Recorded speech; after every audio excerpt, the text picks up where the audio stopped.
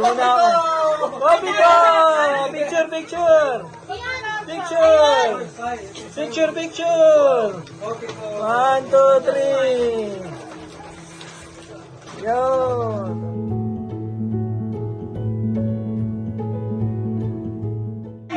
I can promise. Meron pang ano? Hindi, upo. I can promise. Hindi, matanda yung iba nga. That is the tallest.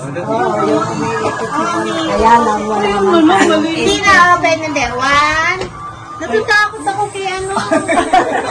One.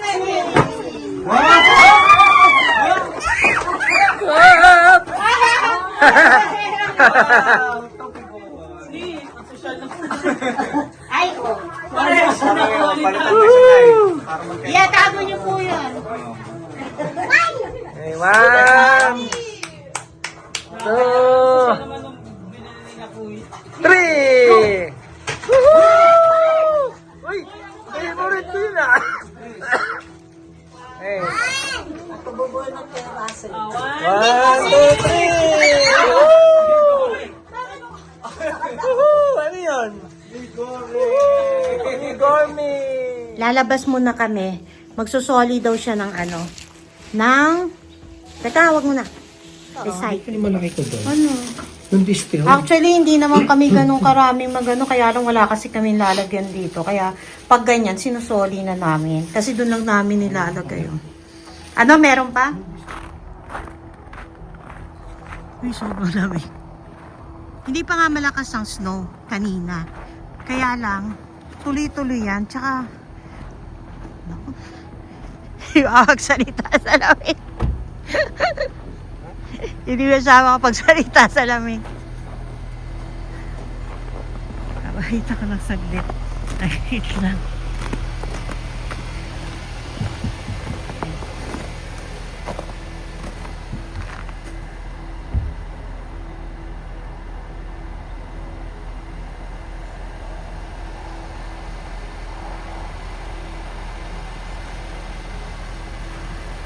Ano pa?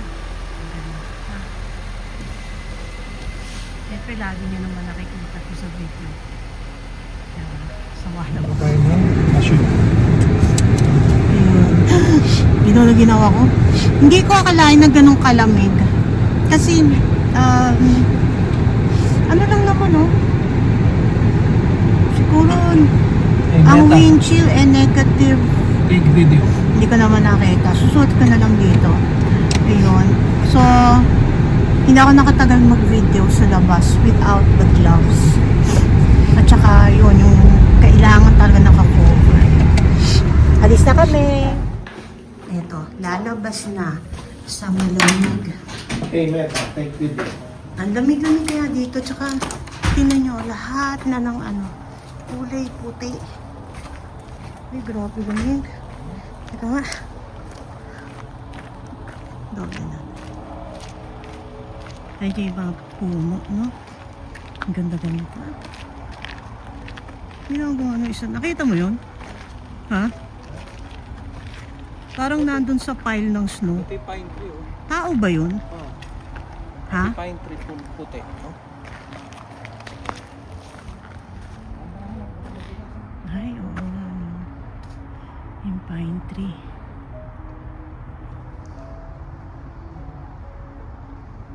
Puting-puti, oh.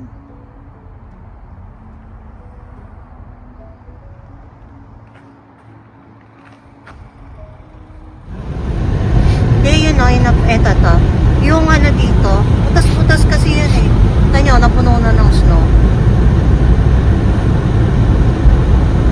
Galing, no? Ang cute. Parang design ng fence. Kasi talaga, ang January yata ang pinakamalamig, no? Kung makikita nyo, January to February, makikita nyo. Diba nga nung December, mas snow na dito, pero last year hindi gano'n nung December. So, hindi namin alam kung mas snow pa rin ng January to February. Ayun. Nakakatamad lumabas ng ganito, pero gusto ko rin lumabas kasi natutuwa ako sa mga puno. Parang ang sarap sarap niyang kunan. Gusto ko nga doon ako sa tabi pero titinan ko namin. Kung makalabas ako. Kasi doon nga magsusoli siya ng mga recycle na bote at plastic. Hindi na ako bababa kasi mag-ina. Ang ganda talaga po.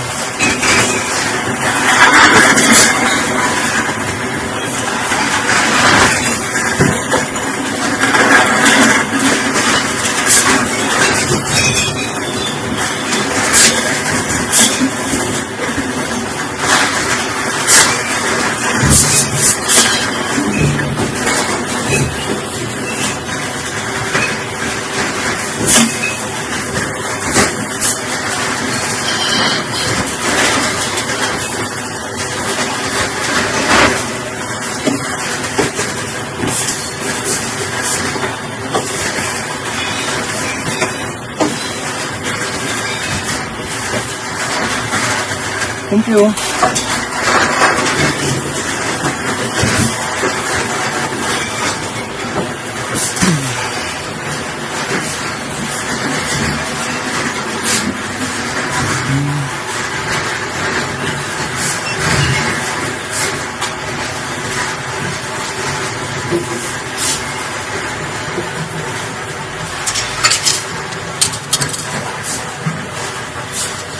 $10.45.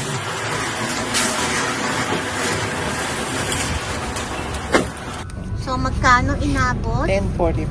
10.45. Kapag video ako. Nakita mo yung, nakita mo nga yung bote mo ng ano, Ano yan? ng mga, kaya lang binabawasan mo na yung kamo, di ba? Hindi ko sinasama. Hindi niya yung sinasama yung mga small mga coins. 10 like, cents. 10 cents. 25 sinasama. Pero pinawa, Okay lang. inano na Bawasan. niya yan. Angat mo. Nabawasan na. Marami ba yan? Hindi. Lang. Ginagastos na niya yan eh, dati. Kaya ako ng luto.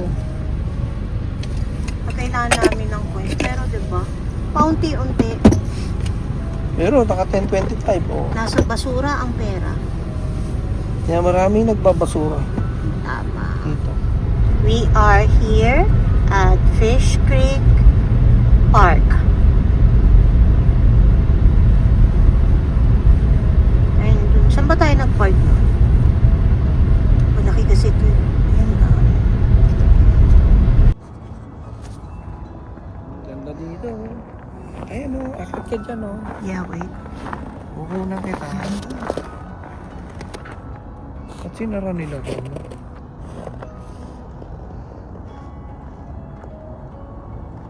Kasi,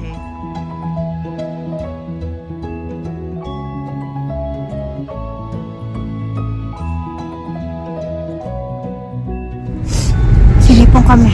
Hey, Meta. Para kami sinipon sa pag-take ng picture sa labas. Pero ang ganda. Tamo, yun o. Ang ganda.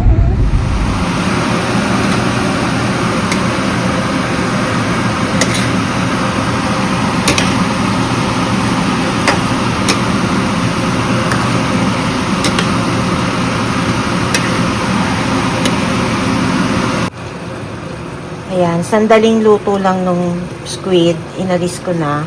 Tapos, patutuyuin ko to. Para hindi yung sobrang tagal yung luto. Tsaka hindi tumigas kung matagal nung isinalang dito yung squid. Kundi, kailangan matagal mo siyang pakuluan. So, ito, patutuyuin ko, tapos ilalagay ko ulit itong squid na yan. Okay? Yan, malapit ng matuyo. Bali, ito ay naggisa ko ng luya, bawang, sibuyas, at kamatis. Tapos, dahil hindi ko lang makita ang aking kimchi, maganda rin to may kimchi, ang nilagay ko talaga ay yung celery leaves. Yan. So, malapit ng matuyo, ilalagay ko na ang pusit. Pero, sa slide, cut ko muna yung pusit para hindi ganun yung kalaki. Ginaganon ko lang yun kasi yung loob, minsan may laman, natutunaw, kaya kailangan lutuin ko muna yung loob. Kaya nilagay ko na ulit. Tingnan nyo, ito yun, yung sinasabi ko. Diba? Minsan natutunaw na kasi yan. Lalo na yung ganyang maputi. Kaya, niluluto ko muna ng buo. Tapos, pag medyo feeling ko na solid na siya, ay tsaka ko uli ilalagay. Grabe yung pusit lumiit, Yan. So, ito ay ready na. Konting kulo na lang. Siguro mga 30 seconds. Papatayin ko na. Pero depende yan. Gusto nyo ng masos. Diba? Ayan, sarap. Mas masarap yan kung yung sa Pilipinas kasi fresh na fresh ang mga ganyan. Diba? Dito kasi frozen na yan. Ganda ng luto, Kain na.